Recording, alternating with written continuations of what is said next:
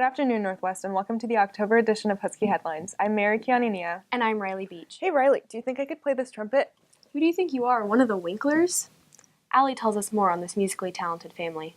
The Husky band is full of many gifted musicians. However, not often do you see three siblings in band whose talent and dedication has brought them many accomplishments. My uncle was a band director, so that kind of first got me into band, but then a lot of my friends in 5th grade were doing it, and it just seemed like a really cool thing to participate in. I'd say that I got into a band because my brother played the clarinet, and I was like, I should play an instrument too. Like her twin sister, Amy joined band because of Calvin as well. They're all very hard-working and motivated individuals, which I would say that's probably the #1 factor for why they are so successful in band, all three of them. They also do have some natural talent, but you can tell that they're all students who go home and practice their instruments every day, and they're students who really put in the true effort to get to the place where they want to be. The time and effort the Winkler siblings have put into band has led them to excel in music, including all three Winklers being selected for the John Philip Sousa Honor Band for 3 straight years. Some of my band accomplishments are, last year I got a 1 at the District State Solo and Ensemble Festival. I was in Big Dog Jazz Band and I was in Wind Ensemble. I've been in the Wind Ensemble for 4 years. I'm drum major. I've gone to State Solo and Ensemble Festival the last 3 years. I've been in the All-State Orchestra the last 2 years. Aside from their many achievements, the Winklers' band experience has impacted their high school life greatly.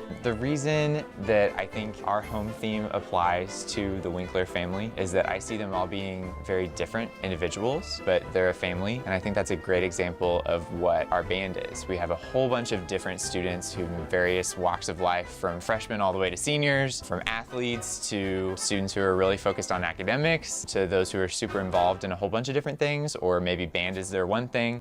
We can all come together and achieve something awesome through this season, and we also see it as a place for students to feel safe and comfortable and really just enjoy school and enjoy our band. The theme of home applies to me and my siblings because just like in the music, there are ups and downs in the piece and there are ups and downs in our relationships. I think the home theme applies because we have a great relationship, and it kind of says that the band is a family, and having the drum major having 2 siblings in band, I think it just gives a really good dynamic overall. Band is definitely a home, just as our full band community of 230 kids. We all have fun together and we love being in each other's presence, so it's definitely a home in that aspect. And I think that that's significant for me since this is my senior year. It's my last year with the marching band. It's kind of a fun last theme because it's kind of saying goodbye to like my home and what my home's been for the last 4 years, and it'll be something that I can always come back to. The Winkler siblings' passion for music has brought them closer together, and they plan on keeping music alive in their family. This is Allie Brenneman and Ryan Blank for Husky Headlines. Mary, please, this is not American Idol. Auditions were last week. Jillian tells us more on this once-in-a-lifetime process. On September 9th, American Idol traveled to Kansas City, attracting people ages 15 to 28 wanting to audition for a chance at stardom. We got an inside look at this once-in-a-lifetime opportunity. While the auditioning process itself was set to begin at 9, the crowds began to form as early as 5 and continued to grow throughout the day. While waiting for their chance at stardom, participants took part in activities such as card games, jam sessions, and interacting with American Idol's camera crew as a way to pass the time until they met their judges. So the process for American Idol, as you can see, is we have these big open call auditions. Everybody's welcome to attend. We'll run them through the line down here.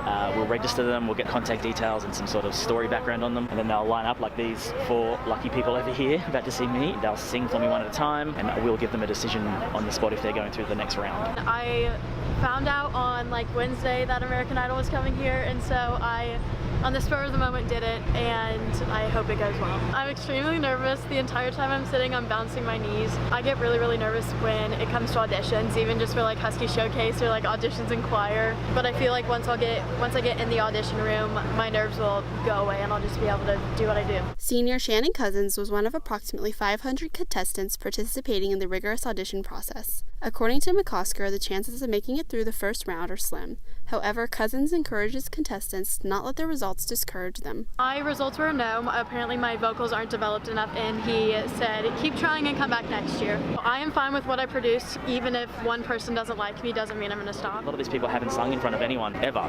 People sing in the shower or they sing in their car and they love singing. That's fantastic. We'll listen to anyone. But if you're nervous, that can be a killer, because if you're nervous, you'll be pitchy. You might not be able to control your breath or your breathing, and that can be a problem. If you can't sing in front of me and But in Alice Plaza here in Kansas City, you might not be able to sing in front of a studio audience of 300 people and a home audience of 10 million people. If you are deciding to come down, chill out, relax. We want you to be good. We want you to be the next American Idol. The experience of performing on American Idol is a life-changing opportunity. The competition is undoubtedly brutal, but the contestants wouldn't have it any other way. This is Jillian Atterbury and Mary Kianania for Husky Headlines. Nick tells us more about the new strides the Mental Health Board is making this year.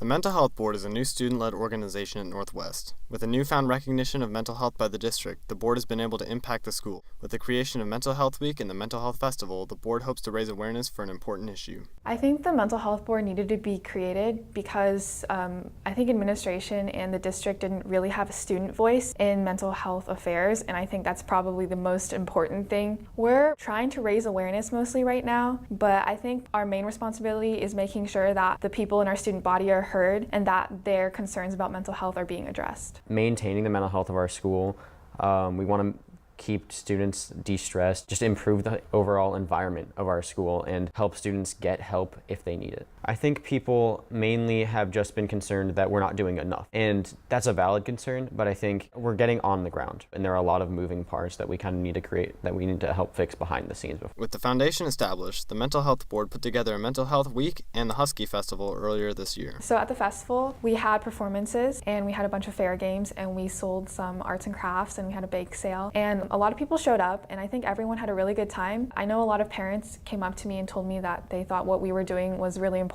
and that they hope to see something like that in the future. I think we definitely have seen the impact in our school, especially following the Mental Health Week that took place. We saw a lot of students going to counselors and more students talking to me and asking for help and asking what type of resources they could use to get help. The response from the student body has been very positive. People come up to me all the time asking me about it and how they can get involved. With the impact already being felt by the school, the Mental Health Board hopes to see continuing efforts to raise awareness of mental health issues in Northwest. My hope is that students will feel comfortable about talking about mental health, and the stigma at our school and in our community will be erased. People feel open and that students will get the help that they need. The students need a way to tell adults what they want, and I also think that it's a really good way to start the conversation around mental health. I think that it's something that a lot of people have a lot of trouble talking about, and I'm hoping that this is something that will change that and allow people to accept themselves and to realize that they aren't defined by what they're going through. Despite the Mental Health Board being relatively new in dealing with tough issues, it has already made a lasting impression on the Northwest community. This is Nick Swiden and Matthew Mayer for Husky Headlines. Matthew introduces us to a new addition to the Dazzlers dance team. This year, freshman Ainsley Odland has added a new spark of energy and positivity to the Dazzlers dance team. She has helped many of her teammates find a new joy in their Dazzler experience. Ainsley's such a sweet girl. She's very talkative. She'll come up to you and say, hey, how was your day? Or she'll just ask you different little questions, and she's very curious and she loves Dazzlers. It's fun to see her do something she enjoys. My first impression of Ainsley was that she is so full of joy and absolutely loves being a part of the team.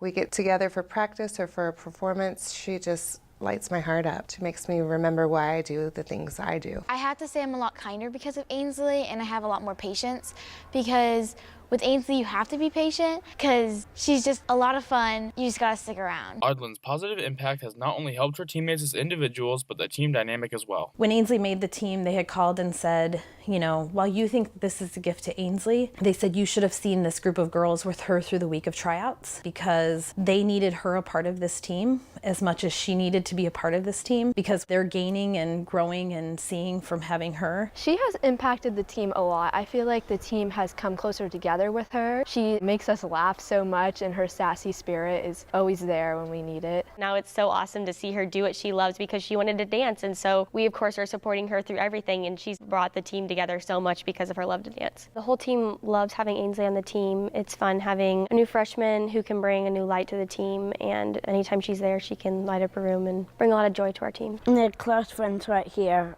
They're super awesome.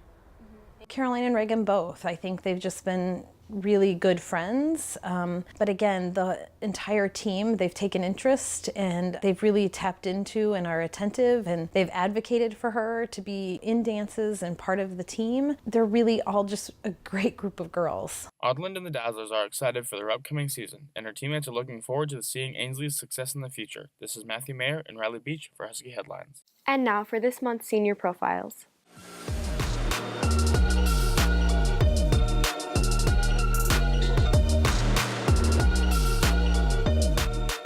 My favorite course to play at is probably Heritage because of the view and just how pretty and like all the nature. And then St. Andrews because the driving range is amazing. It's probably the best.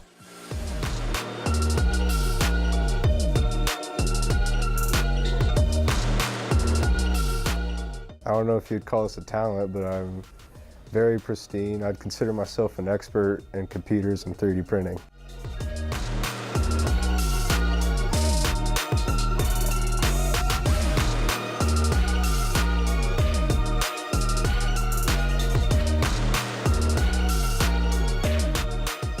The brotherhood that goes along with it and the relationships you form over 4 years, they become really strong.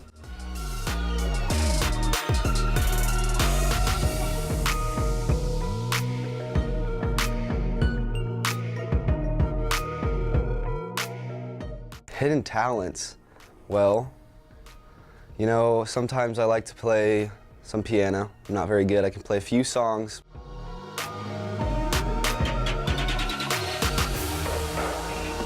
If I could play another sport, I'd probably play soccer because my sister played and she was really good at it. So, I mean, I'm assuming I'd be pretty good at it.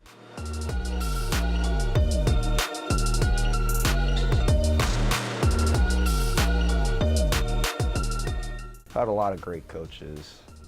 I'd say Coach Fritz, Coach Ryder. I think Coach Fritz because he pushes you to be the best you can, and Ryder, just his expectations make you a better player. The most memorable round of golf I've had was junior year. We had a tournament on my birthday and I shot the lowest score I've ever shot. You know who won't be on highlights this year? No, who? Alyssa Pruniarix. She'll be making highlights at a different level.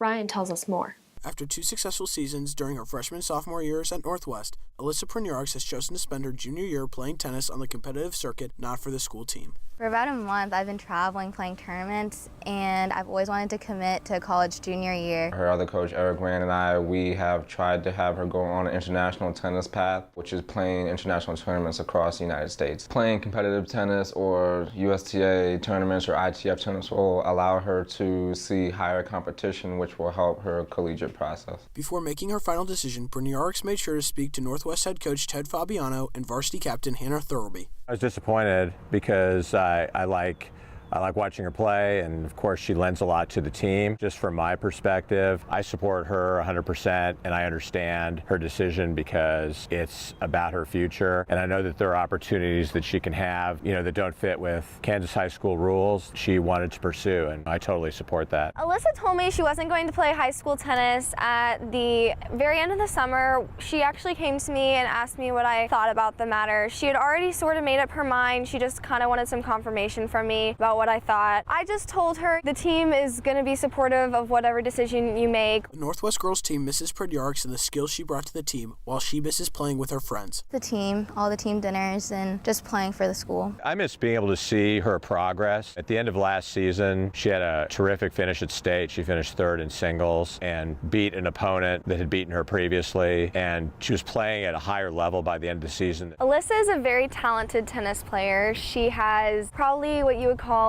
a very complete tennis game. Every aspect of her game she has worked on since she was really young, so she is a very well-rounded player. She serves really well, she has a great forehand, she has a great backhand, she volleys well, she moves well. She just has a very complete tennis game. After this season, Pruniarix says she will return to high school tennis for her senior year. Even if I don't commit this year, I'm still going to be playing senior year. I think it's great. I think hopefully she will have completed her college recruiting process, and by then she will be able to go back to playing for her high school team. I know that a lot of girls are excited to have her come back. Each year is totally different. A whole year passes by, and of course we've got seniors here that'll have graduated that played with her last year. So a lot of it will be a new team. You know, there'll be some girls that played with Alyssa, but not a whole lot. So it'll be a different team. I think everyone's going to be excited to have her back because we missed her so much this year. And being a senior, I'm sad I wasn't able to have her on the team with me my senior year of high school, but I know that her coming back will get a lot of girls really excited. For now, Pruniarix is focused on her competitive tennis, but is looking forward to being back with the team next year. This is Ryan Blank and Nathan Fortune for Husky Headlines. Hey Riley, you're on cross country, right? Yes, Mary, for a whole year now. But there has been a new addition to the cross country team. Jeremy tells us more. Fresh off of running cross-country in college, ELA teacher Ian Frazier is now bringing his dedication and love for the sport to the Northwest team as an assistant coach. Going into student teaching, I wanted to be a college coach after college. The summer before, I had a professional internship working with a professional marathon team out in Flagstaff, Arizona. That's what I thought I wanted to do. I thought I wanted to coach in college. But then I got into student teaching and I realized the importance of the classroom. And I just got a lot more value out of that. And even a lot more value just out of coaching high school athletes. I think that you can have a lot, larger influence on them if you're showing, the kids how to do it. And you're trying to spread the love, that you had for the sport to others, who are just kind of finding their place in the world and in the sport. I can tell he's very passionate about it, even though it's only his first year being an official coach. He has such a huge passion for it that I've never seen a coach have before in my experience, and he really is compassionate and cares about all of us. I want to be the coach that I had in high school. I want to be that resource for kids. I want to be that figure in their lives that gets them involved with something that's a little bit larger than them and something that they can be proud of. Coach Frazier is very intense, but also a very kind coach. He knows how athletes will respond to certain workouts. He also just has this very strong sense of purpose when he coaches. You can tell what his goal is and what he expects from his athletes, so it's a very interesting and kind of unique atmosphere to work out in because it makes each person try and work for the betterment of the team instead of just the betterment of ourselves. He knows a lot about running, so his knowledge base definitely, and then his ability to relate to young people has been tremendous. You can find people that are knowledgeable and passionate about running all over the place, but finding someone who's really good with young people and really good and understanding kind of the developmental process they're going through, he's doing a great job with that. The way I see it, I get here at 7 and I leave here every day at 5:30 to 6. Through that entire window, I don't see any of it as working. I see it as, getting to do what I've always wanted to do. That's impact the lives of kids, that's coach, that's teach, that's have a good time learning and have a good time competing. The way I see it, I'm living the dream every day, and I'm happy every day I get here, and I'm happy every day I leave. Through his enthusiasm and hard-working attitude, Coach Frazier hopes to lead the cross-country team to a successful season. This is Jeremy Bredemeyer and Melanie Wilkins for Husky Headlines. Hey Mary, how long do you think you have to date someone before you marry them? I hadn't really thought about it, but for Dr. Presley, 18 years was the magic number. Melanie tells us more. If you happen to go to the office to schedule an appointment with Dr. Murphy, you'll be shocked to find that her name is now Dr. Presley. She recently got married to her husband on September 5th after being in a relationship for 18 years. We met back when I was an assistant principal at Pleasant Ridge Middle School. He has 2 twins, and they were actually students at our school. And I knew at that time, actually, he and his first wife, she passed away while the kids were in school. And so we got to know each other, kind of keeping an eye on the kids, checking in on them, and we became friends. And then after a while, we're like, are we more than friends? And then decided we would try dating and see where it went. For years, kind of considered ourselves a married couple, but just never got married. And then a couple years ago, he was in an accident. A little eye-opening to us that we may have considered ourselves married, but everybody else didn't. And so kind of have been talking about that since then of just maybe we should go ahead and just make it official. So we did. They really complement each other well. He supports Dr. Presley's desire to be a principal, and she brings to him her creativity and just makes life better when they're together. They have a connection that is unexplainable. And when you see the two of them together, you see that connection. And whenever they're together, there's smiles on their faces and they're just really happy to be around each other. We'd both had marriages before. We didn't need a big wedding and we just wanted to go do it. It really wasn't about anybody else but us and us being able to show each other how much we love each other. Just decided that we would just do it that way with the judge. Like I said, we've been together so many years. We just knew that we were meant to be together. After finally putting a ring on it, Amy and Mark Presley are excited to share the rest of their life together as a happily married couple. This is Melanie Wilkins and Allie Brenneman for Husky Headlines. And now for the October edition of Northwest Snapshots.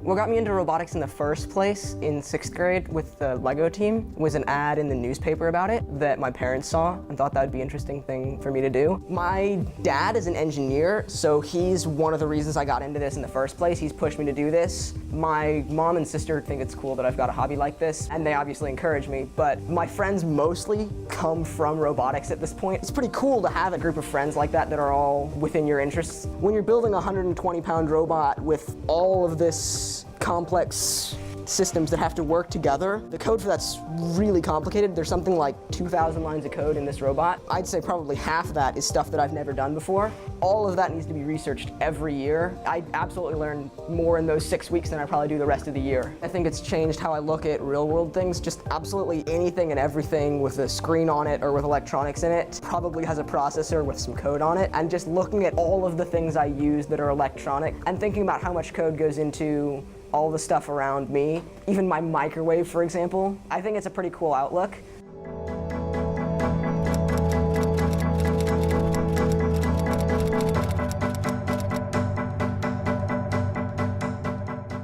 Hey, have you ever thought about what happens at a dog shelter? Actually, Abby and I went behind the scenes to shed some light on the cycle of a shelter.